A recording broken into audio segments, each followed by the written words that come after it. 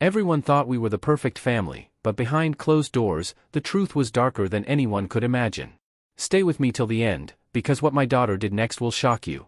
Don't forget to like, share, and subscribe for more unbelievable real stories. In a quiet Columbus, Ohio suburb, the Bennett house stood out on a street of single-family homes, its white exterior and manicured lawn drawing admiration. One afternoon, Laura Bennett collected mail at her front door, smiling at neighbor Susan Miller. "Laura, your home is lovely. Your garden's always stunning," Susan praised. "Thank you," Laura replied softly. "My husband's very meticulous." Laura, a part-time supermarket worker, gave off a gentle, modest air. Her shoulder-length brown hair was neat, her clothes plain but clean, always long-sleeved, no matter the season. "Is David working today?" Susan asked. "Yes, he's busy as sales manager," Laura said proudly.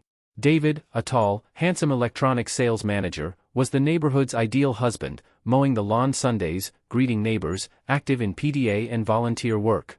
"Mom, can you help with my homework?" called 12-year-old Claire from inside. "Excuse me," Laura said, hurrying to the living room. Claire, an honor student with blonde hair and blue eyes, had math homework spread out. Quiet and polite, she always earned A's or B's. "What don't you understand?"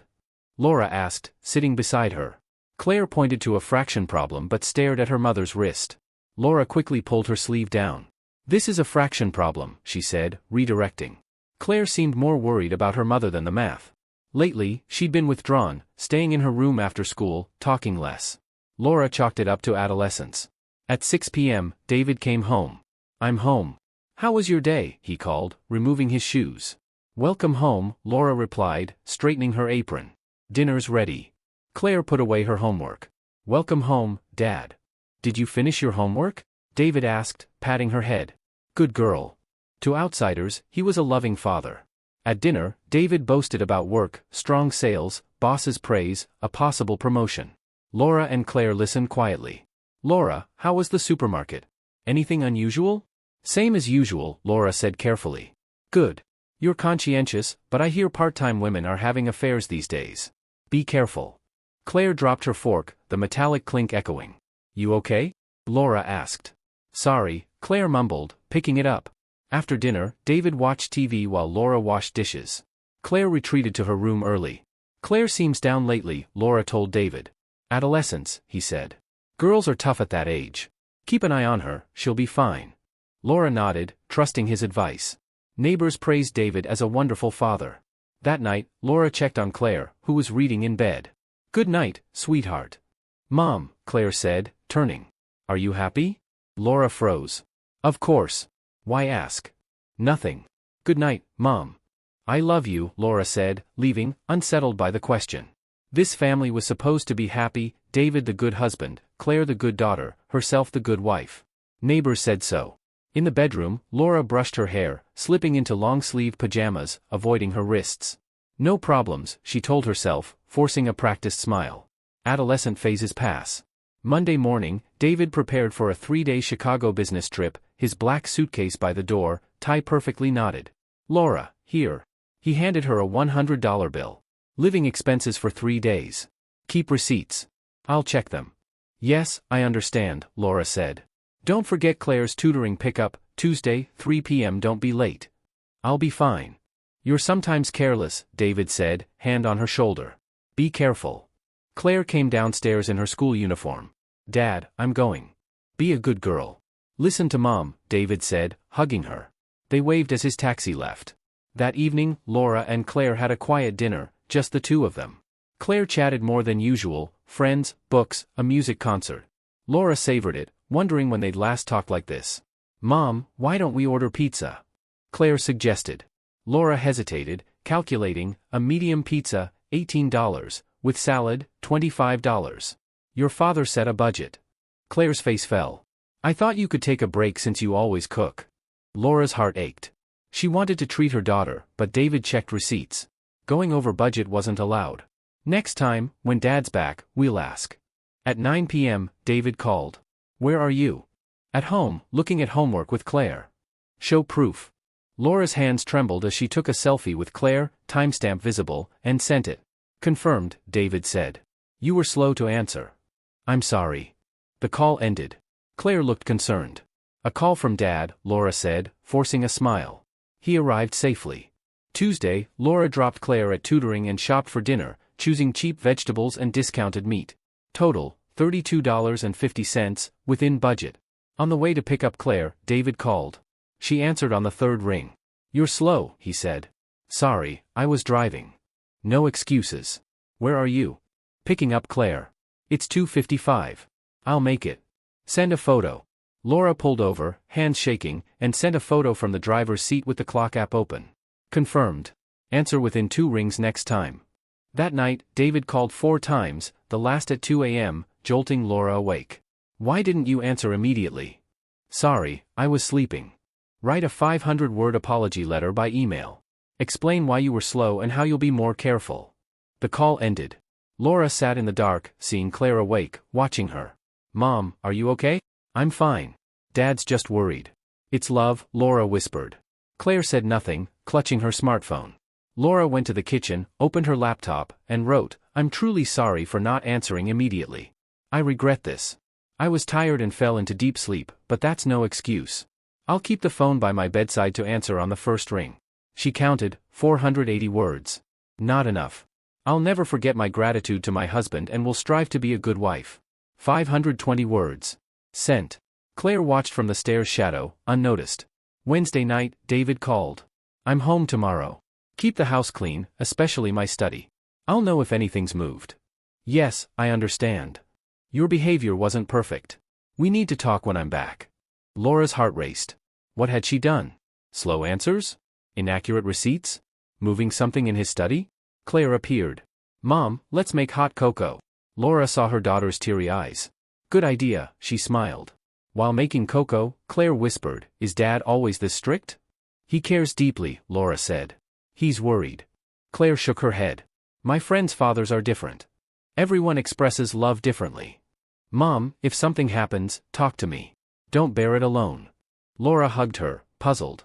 Why was her 12-year-old so mature? "It's okay, Claire. No problems. Mom's happy." But she doubted her own words. Was this happiness? That night, Claire secretly created a smartphone folder, Evidence to Help Mom. It held voice recordings, photos, and message screenshots from the past 3 days.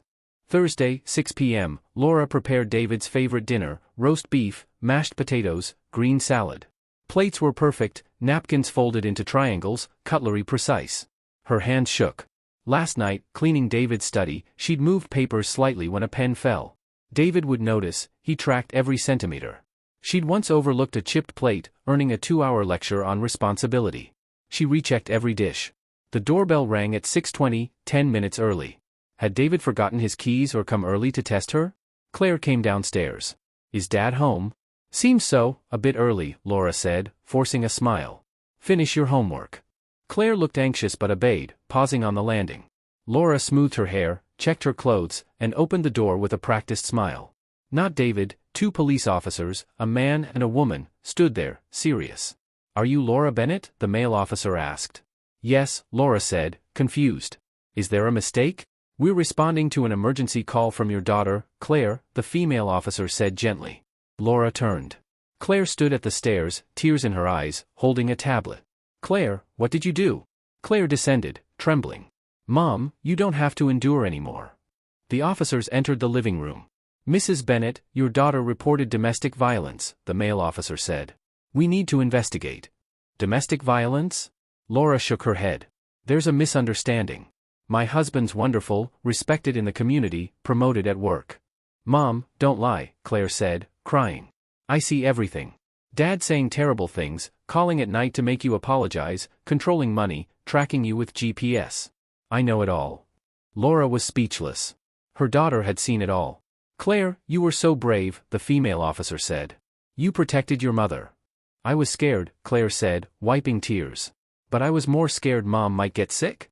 She can't sleep, she's shaking, her smiles are fake." Laura's heart broke. She'd thought she hid it, played the perfect wife and mother. But Claire saw through it. "I have evidence," Claire said, handing the tablet to the officers. "I've been collecting for 3 months. To help Mom." The male officer opened the folder Evidence to Help Mom. "Can you explain this?" Claire nodded. 14 audio recordings, 28 photos, 12 message screenshots. They show what Dad did to Mom. Laura sank onto the sofa, covering her face. Claire, I'm sorry you carried this burden. Claire rubbed her mother's back. You're not bad, Mom. Only Dad is. You protected me. Now I protect you. Mrs. Bennet, the female officer said, this must have been hard, but you're not alone. We'll help. My husband's coming home soon, Laura said, trembling. It's okay, the male officer said. David Bennet has an arrest warrant. He'll be apprehended at the airport. Claire pointed to the tablet. There's a recording of Dad saying you'd be better off dead. And a video of you bowing. Laura remembered those moments, never knowing they were recorded. I don't know what to do, she said. First, we'll evacuate to a safe place, the female officer said. Then we'll plan your future. You and Claire have the right to a new life. Keys jingled at the door. David's voice, I'm home. Laura, why's the entrance light off? The officers stood. The female officer shielded Laura and Claire. The male spoke into his radio, David Bennet arriving. Prepare for apprehension. David entered, face shifting from confusion to anger. Why are police here? Laura, what did you do? David Bennet, you're under arrest for domestic violence, the male officer said.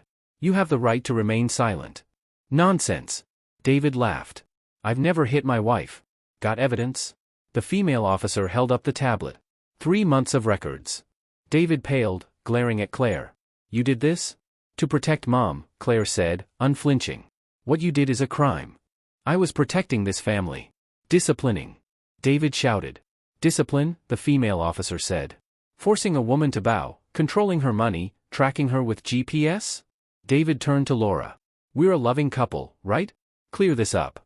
For years, Laura had met his expectations, fearing his moods. But Claire's courage gave her strength. This isn't love, she said, voice trembling but clear. You don't control someone you love with fear. You don't take their freedom. David's mask fell, his eyes shocked. You can't do anything without me.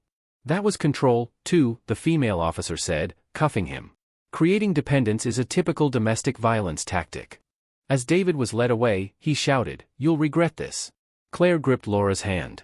Mom, you don't have to be afraid anymore. After the officers left, Laura hugged Claire. Thank you. Without you, I might have stayed like this forever. You're strong, Mom. The opponent was just too cowardly for you to fight alone. That night, Laura slept deeply for the first time in years. David was arrested at Columbus Airport, protesting it was legitimate guidance.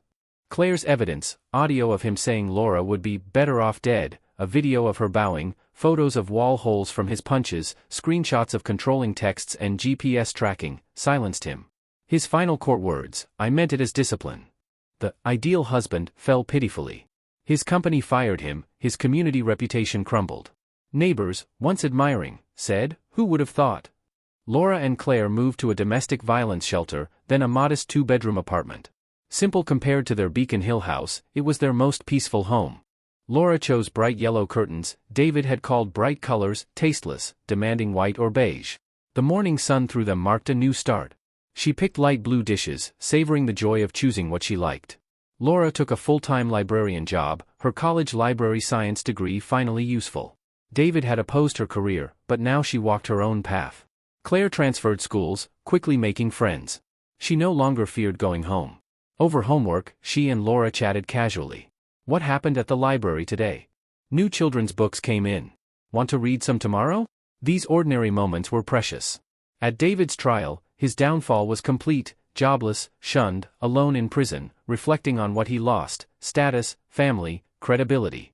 6 months later, Laura thrived at the library, trusted by colleagues. The salary wasn't high, but spending her own money freely was liberating. Claire wrote a school essay about family. A true family isn't just blood. It's hearts that respect, support, and love each other. Mom and I became a real family by overcoming difficulties. Her smile is my best present. Laura wept reading it, seeing their journey in her daughter's words. One Sunday, they walked in a park, Laura laughing freely, Claire smiling innocently. Mom, we're happy now, right? Claire asked. Yes, truly happy, Laura said, squeezing her hand. The scars remained, but they'd built a bond of respect and care. Family isn't control or fear, it's wishing for each other's happiness, accepting who they are. Laura and Claire learned this through their courage. Their new life was just beginning. Thank you for staying with this story. If it moved you or sparked reflection, do me a favor, like this video to reach more people, share it with someone who needs it, and comment with your city or country, your thoughts, or what you do in Laura's or Claire's shoes. Subscribe so you don't miss the next story. Your support keeps these stories alive.